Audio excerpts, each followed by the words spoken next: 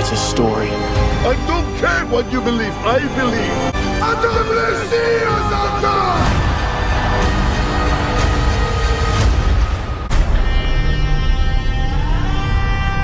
Dune Part 2 is directed by Denis Villeneuve, and it stars once again Timothée Chalamet as Paul Atreides, son of the murdered household Atreides from Dune 2021.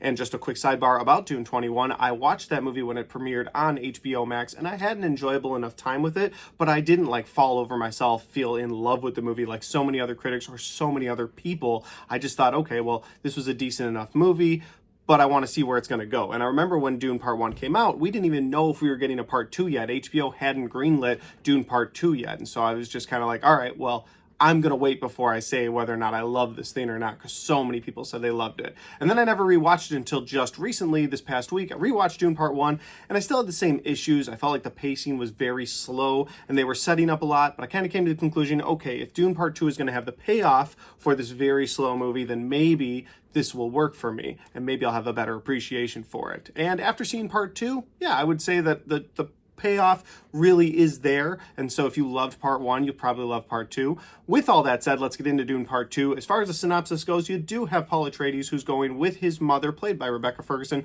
through the desert, led by Javier Bardem's character of Stilgar. And Stilgar, of course, is a part of these rebels, and these rebels are on planet Arrakis trying to fight the evil empire, who is just mining Arrakis for its spice. And so essentially this movie is about Paul Atreides linking up with all of these rebels on this planet, trying to take back their planet from the evil empire. And while they're all doing it to save their planet, he's doing it as sort of a revenge mission. He's doing it to avenge his father. He's doing it to avenge his masters, the people that he loved, because again, they were all wiped out. And so you get a revenge story here. And if that sounds like an interesting movie to you, well, you should go check it out in theaters. And I will say that I saw this movie in IMAX, and I highly recommend you check this movie out in IMAX, because visually it is beautiful to watch, and I think IMAX did that justice. So with that said, let's get into my positives and some of my negatives. And the first positive I have is actually how visually beautiful this movie is. Like I said, I saw it in IMAX. It was gorgeous to look at. The things that the director is able to do with sand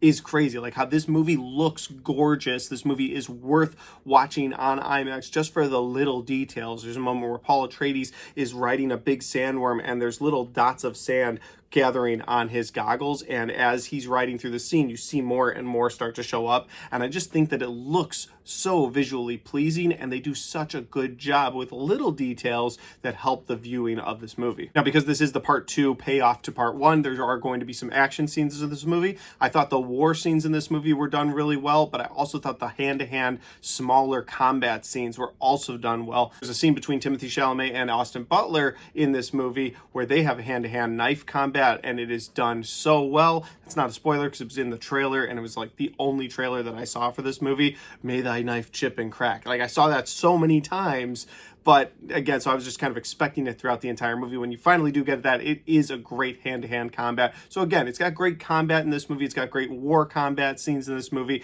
It's trying to pay off all of that setup from the first movie. And finally, the performances of the supporting cast in this movie are another thing that I want to throw into my positives, because I thought the supporting cast all around did a fantastic job with their performances. You've got people like Dave Bautista, Christopher Walken, Florence Pugh. Josh Brolin shows up in this movie for the last half of it. You also have Rebecca Ferguson reprising her character, and I thought she did a great job. You have Javier Bardem in this movie, who actually gives you a little bit of I don't want to say comedy, because this movie's not really funny. It's just, if you're going to laugh at all or chuckle at all, it's going to be from some of the things he says, because he really believes that Paul Atreides is the chosen one. And so anytime Paul Atreides does something, he's like, see, that's why he's the chosen one. And so you kind of laugh at that. There's a lot of supporting characters. I'm sure I'm leaving some people out, but the supporting characters in this movie really worked for me. Wasn't really sold on the main actor yet again with Timothée Chalamet. I just don't personally see him as a leading man. And Zendaya does the same thing she did in the first movie. She has a few more lines of dialogue this time around, but for the most part, her character just sort of stares at Paul Atreides the entire time and looks at him earnestly. And again, they could have done so much more with her. Maybe that's what her character does in the book, but here we are. So I wasn't a huge fan of the main actors, but the supporting cast in this movie, again, did a great job. And that'll lead me to my negatives for this movie. And my first negative is actually the pacing once again. And I know the pacing was my biggest issue from the first movie about how slow it was.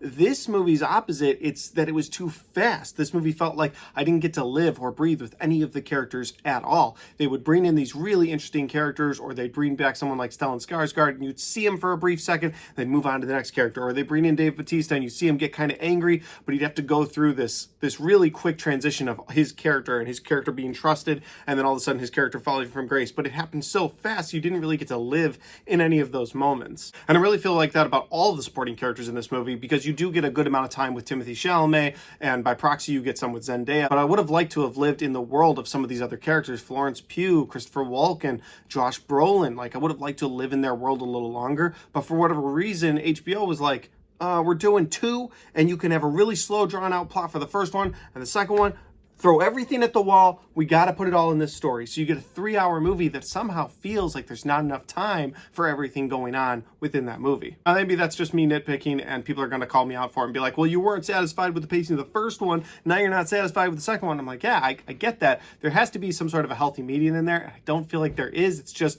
too slow, too fast. And I haven't found the right in the middle, just right pacing for a Dune movie yet. That leads me to my next negative, and that is the character of Paul Atreides. And listen, if this is following the book just the way the book detailed out, and so book fans are happy about that, all right, fine. But I just didn't buy him as this guy on a revenge tour who's not believing that he is the one. Because throughout the movie, he is constantly fulfilling all of these different prophecies. So by the end of the movie, even he's like, oh yeah, I guess I was the one all along. He doesn't say that, but I'm saying like that's kind of his character arc in this movie. So as the viewer watching this movie, as he starts filling out these prophecies, you're like, oh, well, he's definitely the one. He's going to lead them to a holy war by the end. Oh, yep, he's leading them to a holy war at the end of the movie. Yep. Okay, that's exactly what I thought. So the stakes themselves didn't seem like they were as real as we got down toward the end of this movie, and you had a couple one-on-one battles, or you had these big epic battles. Whatever you had, you were just kind of like, all right, well, it's been going in this general direction the entire time. He is going to be the chosen one, and he is going to succeed, and most of the people around him, if not all, are going to succeed as well. And that leads me to my final negative for this movie, and that is that this feels like I've seen it done so many times before. Now listen, I understand completely the book was written in 1965.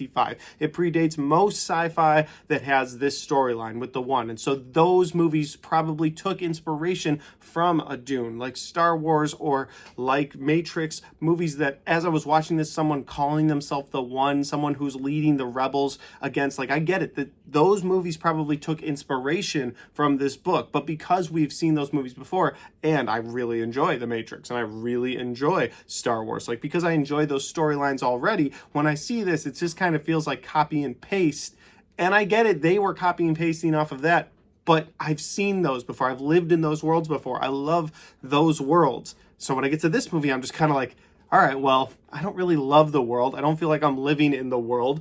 And it feels like I've done all of this before. So it's just not connecting with me personally. Now, that's a personal gripe. I get it. There might be people who don't agree with me whatsoever, and that's fine. But that's just how I feel with this movie, is that I'm not connecting with this movie because I feel like I've seen this done so many times before, and better. Overall, though, I will say that if you're a huge fan of Dune Part 1, I think you'll be a huge fan of Dune Part 2. If visually you want to see this movie for the spectacle that it is, I think you'll enjoy this movie, and so I would recommend you go check this one out. Otherwise, if you're just sort of a fair weather fan, it wouldn't hurt you to wait till this thing hits HBO Max or it hits 4K and you go pick it up. Either way, I think you'd be fine with that as well. But those are just my opinions because that's my review for Dune Part 2. Guys, I know we probably don't agree on my negatives of this movie if you're a hardcore Dune fan, so let me know in the comment section down below where we disagree, because I'd love to know your thoughts, your insight. Maybe you read the book as a kid or a teenager and you've been waiting for this to play out your entire life, and so you don't care that some other things have taken inspiration from Dune already. Maybe you don't care and you're like, this is what I've been waiting on. Those are the kind of comments I want to know. Like, let me know. But if we agree, I'd like to know that too. Let me know where we agree, disagree, where your thoughts line up with mine. I'd love to know that stuff, so let me know in the comment section down below. And finally, guys, if you like this review and you want to see more, don't forget to hit the like button, because it helps the video, it helps the channel, and it helps me right here. Thanks for watching. I'll see you next time.